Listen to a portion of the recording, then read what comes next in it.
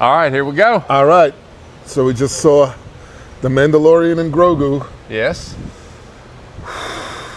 What do you want to say about that? Well, one of the things we wanted to do, yeah, right, and we really became friends from our joint love of Star Wars. I don't know if we've ever mentioned that on the podcast, right? I knew you were a Star Wars fan when you had the original Revenge of the Jedi poster in your office. In my office, yeah. Which that whole story was the fake name they had for Return of the Jedi. Well, it was the original name they had for it was the original name, and he thought about it, and he was like, Jedi don't go for revenge. Yeah, whatever. No, he's like, that's just not the Jedi code, right? And it's right. a fantastic name, right? The Jedi are back. Yeah. Oh, so we did want to do a whole podcast on it. Yeah, we're going to talk about our history with Star Wars and all that kind of stuff. We'll do that. And we've got a lot. Like, I watched Darth Maul is a cartoon that just finished on. Yeah, and I like it. Yeah. I really enjoyed it, so I recommend really it. The animated stuff, but anyway, here we are. We're at the movie. We just saw Mandalorian and Grogu. Mandalorian and Grogu. So first, you want to do your initial reactions? Thumbs up. Yeah, I'll do my initial. So again, there were parts I liked. I audibly groaned half a dozen to a dozen times. Yeah. The number one, having watched some spoiler and spoiler-free reviews, is that this was like an extended episode of the show, or 2 episodes of the show, and I agree with that criticism.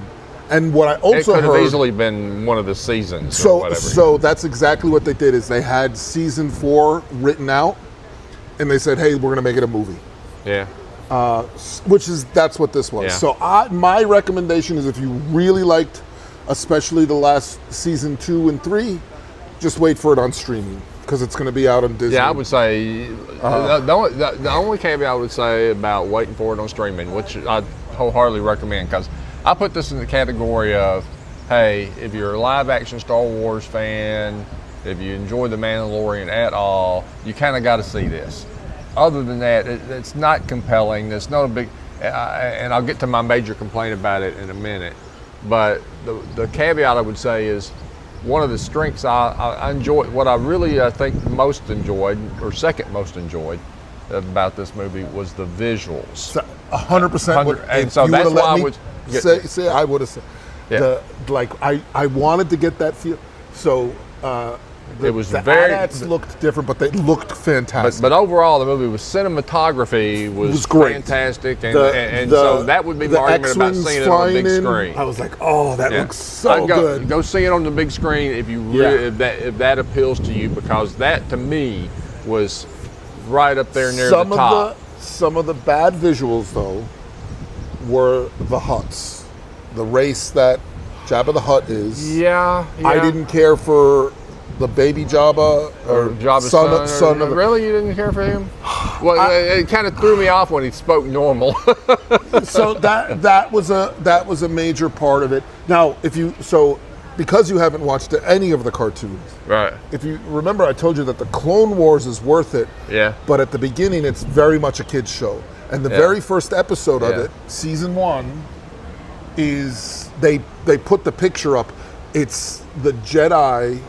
During the Clone Wars are saving him as a child. Yeah. From the droid armies. Yeah.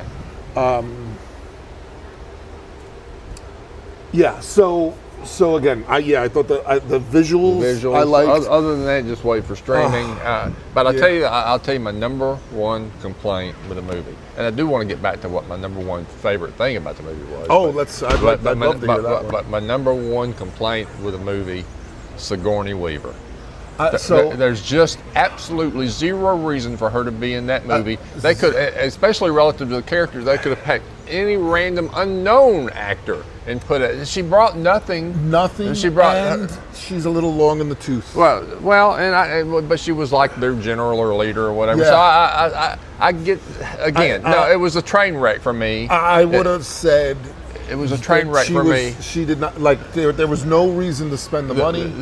Other than to have some kind of box office draw or something. But even then, I mean, she's a classic in sci-fi. Yeah, but and that, all the more reason not to have her in it, because it takes you out of the movie. Yeah, it takes you out of the movie because it's like, what the hell is Sigourney Weaver doing in this goddamn thing. And again, you go through the whole movie, and it could have been any player. It could have been anybody. It could have been anybody. I could have played that role. You could have played that role. It was just, there was no reason to have Sigourney Weaver in it, and that's blowing my mind why she even was. Right. Unless she doesn't pull off the Star Wars.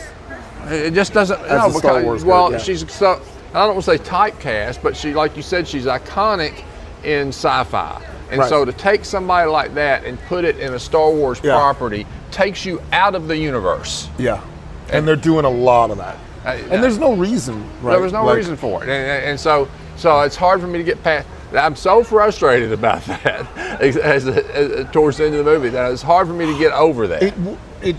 I certainly wouldn't say that, but I was like, yeah, what is she doing in the movie? Yeah, which all the more reasons is why, Now, my number one favorite thing about the movie. Yeah, let's go to the favorite one. I might have to think a little bit. So number one favorite thing about the movie are the little mechanic guys and their tiny little spaceship. Oh yeah, oh my God. Okay, so that's one of the complaints I had. Well, they do this whole rescue mission. It was so silly. And then they're getting there. He's like, okay, I got to get out of here. He's got this poison. Yeah. And then it's like, I'm not going to fit in that. Yeah.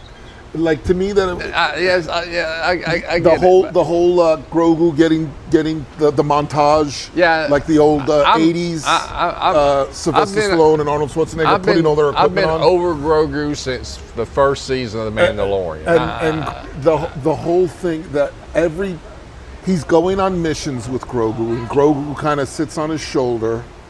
And they did have Grogu do stuff, but it takes away from the whole thing. The character can't be that stupid. That's the other thing, too. He just can't be that stupid where he's up there pushing the random buttons and shit. No. They did multiple scenes of him being really stupid. Yeah. So Grogu's 50 years old. I don't know if you at least, know that. That's what 50. No, I'm just saying. I remember that from the first season, but time has passed. So, but it's somewhere around 50. Yeah, he launches the missiles. He's still got to talk to the thing like it doesn't comprehend anything. He builds that whole shelter while the Mandalorian is poisoned and in a coma, and then it's supposed to be really funny because he keeps using the Force. Force to bang his head against it. No. What is this? What is happening? Well, another thing, and I watched all the Mandalorian. I don't remember Grogu cooing like a freaking baby, like this little toddler excitement thing. I watched. I don't remember that. Season 1 I really enjoyed. And Doug's over there. He could probably tell us, but he's not. He doesn't want to be a part of this. He doesn't want to be part of this. He's off in the wings of the podcast studio. He's standing off in the wings of the podcast studio. I'm complaining about Fix Grogu. yourself another martini. Yeah. But. So what else you want to say? Well, your favorite thing about it. Yeah, since I told you my favorite thing was the little mechanics. Doug was my favorite part of that movie we just saw. His co-pilot. I'm not going to say the favorite thing. Yeah, what is the co-pilot story? So the co-pilot is from the show Rebels, and that really came across as real. It's all CGI. Well, it's probably motion capture. Didn't he meet him in the series? He might have, but the character originated in the Rebels. Because I remember, I'm wanting to say the fandom really kind of got excited when that character showed up in the series. I think I might be getting that wrong. I'm trying. That's hard, man. So, what is your favorite part? You still haven't gotten your favorite part of this movie. Yeah. See, so I have maybe him facing down the big snake monster. Yeah. But again, he made a lot of strange choices there, right? He had a spear, and he throws the weapon away. Yeah. That made no sense to me. Again, I have a fundamental problem with the Mandalorian itself, the show, because he has that Beskar armor. Yeah. That's impenetrable. Right. Somehow he's still dodging lasers, even though he doesn't need to. Yeah. So, again, I can't even think of something that I was like, probably the visuals. The couple of times, the beginning, actually the very beginning when they were doing the credits. Yeah. And they're flying in, they're returning. I was like, just seeing them like the mundane parts of the rebellion rebuilding.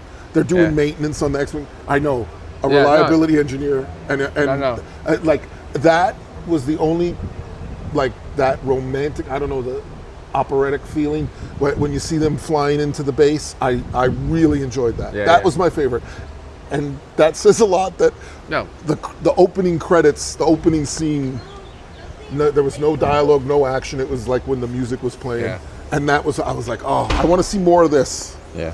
So. And Doug already told us he slept through the movie. So. He fell asleep. You know, again, I can use the, I became more interested in who the voice actors were. That's why I opened my phone a few times there.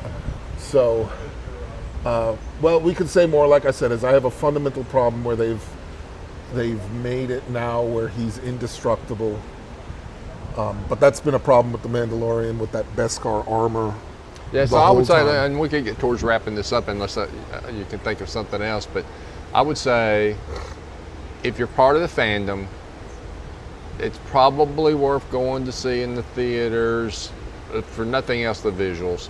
If this is your introduction to Star Wars, don't waste your time here. This is definitely not an introduction. This is not. Yeah. Again, if you're a big fan, go. But I would otherwise wait to the. I've seen more disappointing live action Star Wars. Okay. Maybe that's when we do our Star Wars podcast. We can rank the best to worst. I think we should. Yeah. Best to worst. So, worst. like I said, is Darth Maul just finished. It's 10 episodes, very short, 20-minute episodes or something. You know, they're 30 minutes, but they have like 10 minutes of credits. Yeah. Really enjoyed that, and that's set up for a new season. Yeah. I would strongly. We can do an extended. I don't know if you're willing to watch a cartoon. If you're not, we can talk about it. I think we. Obviously, if we talk the Star Wars universe, the cartoon stuff is going to come into play. But I think the primary focus for me is going to be the live action properties. Okay. Because that's really where I've lived. Yeah. Well, then I can give you an overview of what happens in the cartoon. Both streaming and movies. You know what I'm saying? Yeah. We can look at it from that big picture. For sure. Well, good. This was good. So what do we got next week? Heck if I know. Well, we'll figure it out. All I know is Supergirl's coming up a little bit later. Oh boy! Frank is getting excited about Supergirl and Superdog. And that awful dog. All right. Take care, everybody. Bye.